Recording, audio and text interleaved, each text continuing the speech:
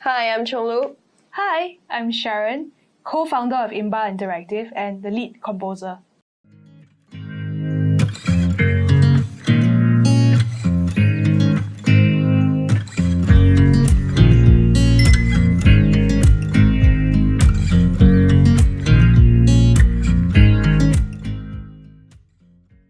Let's start with something I found very interesting about you. I learned that you used to be in fashion design, Yes. and you decided to switch your career. Yeah. Why is that? I switched my career because fashion is actually a very wide industry. So there's many things that you can do, but because I studied fashion in Singapore, and I didn't really find many choices for me. Singapore is a very strategic place where you work with most of the companies or many of the companies, they would do many things. So if you're a fashion designer, you probably would touch merchandising or somewhat of like buyer or sourcing, things Right. like that. So the company that I went in, it wasn't mainly for fashion design. They do a huge range of things, from Zara homes to like fashion and interior design and even food. Oh, Yeah, so as a fashion designer, even though the name is fashion designer, I have to do many, many things. right. And eventually they wanted to close the design department. Oh, no. But I only wanted to do design at that point in time. So it kind of like killed my passion. And I decided that if Singapore is going to be like that, and it's very hard to explore more in the fashion industry creatively, and I wanted to go and study something that's got to do with creativity. Yeah. But fashion, if I studied in Singapore again, it will be the same industry. And at that point in time, my father didn't have that much money to send me over to New York. I really wanted to go to Parsons. They were very welcoming. Yeah. But it wasn't time, and then there wasn't that chance.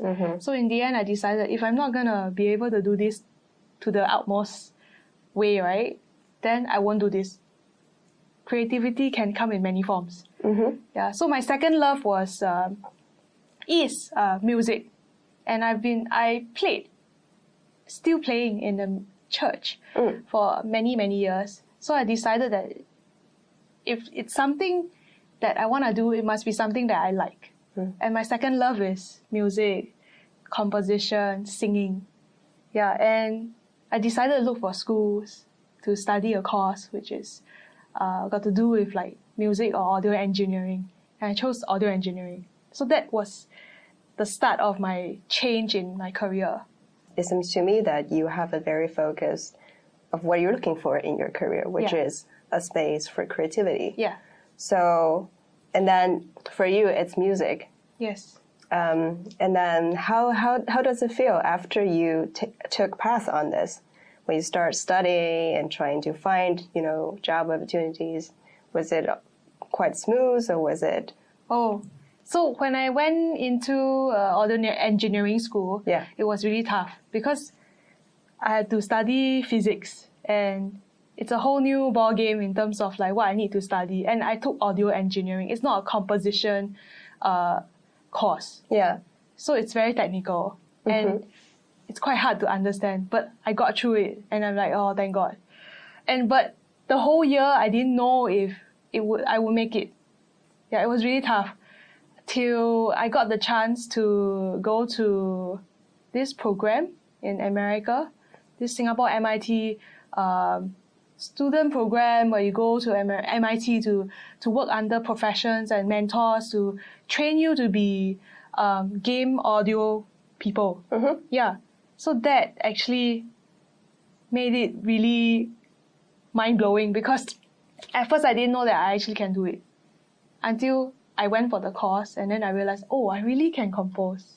What did they exactly teach you? So it's 40 students from Singapore where they go through thorough interview, and they choose every student from different schools and different disciplines like art, producer, quality control, audio people, and game designers and things like that. And yeah, so this group of people with different skills would go and they will make a game. So it's a lot of teamwork. Yeah. So in that course itself, I realized that I really like working in teams.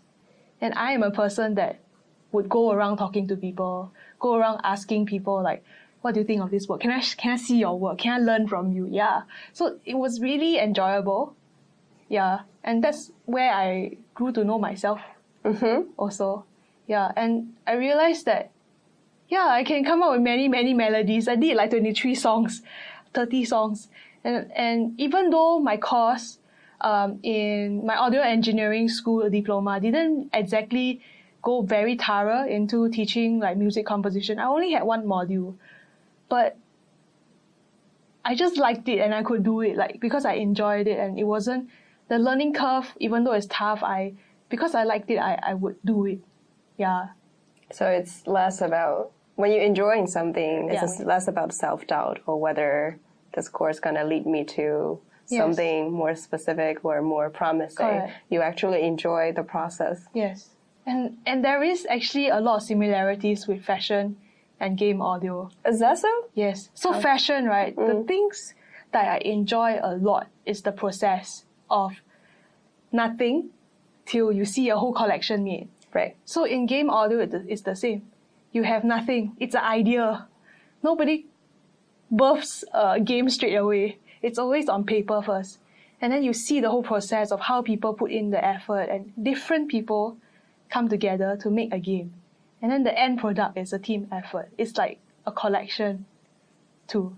Yeah, so that is what intrigues me, that I didn't know that actually it's very similar. That's why I enjoy it so much. Yeah. And it's also a teamwork process, right? Yes. I mean, releasing a whole collection takes designers and clothes engineers and PRs and all kinds of people. Correct. And the same in the game. Yes. I like the exchange of like communicating. You learn different things. Many people know a lot of things that you do not know. And that's really interesting for me. Yeah.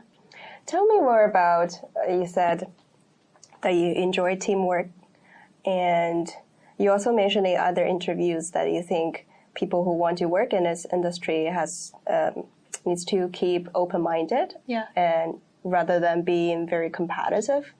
Tell me more about that, because I feel, I don't know, my experience in US studying, I feel it's very competitive and everyone's quite individual they're just on their own thing. Yeah.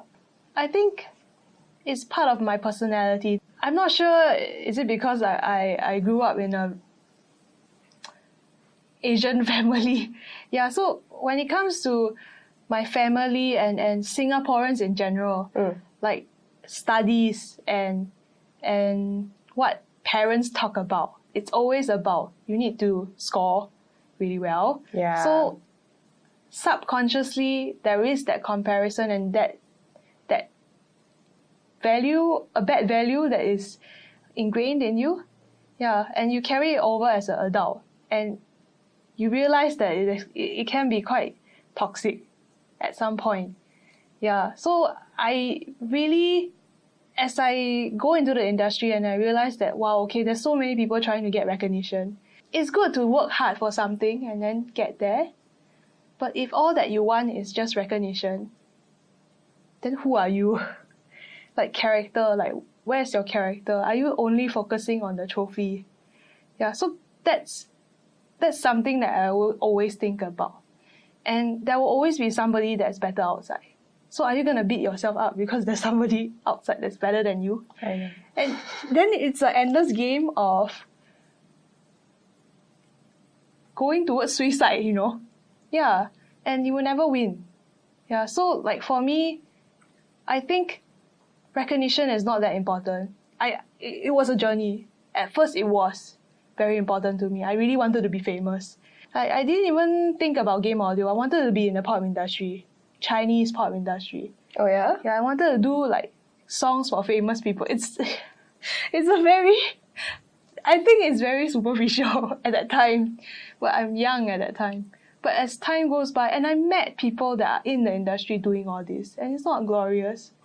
It's hard too, and they also struggle with things like that, recognition, but yeah. So at the end of the day, that's not my goal, and because of that, I also don't believe in competing in a bad way. Which means? Like, if somebody is doing something better, I'll be not happy. It's very bad for your heart, I feel. It should be, oh, this person is doing better. I'm happy for him. I'll have other jobs somewhere else. The world is so big, you know? You don't have to be like cutthroat. Yeah, that's how I see things.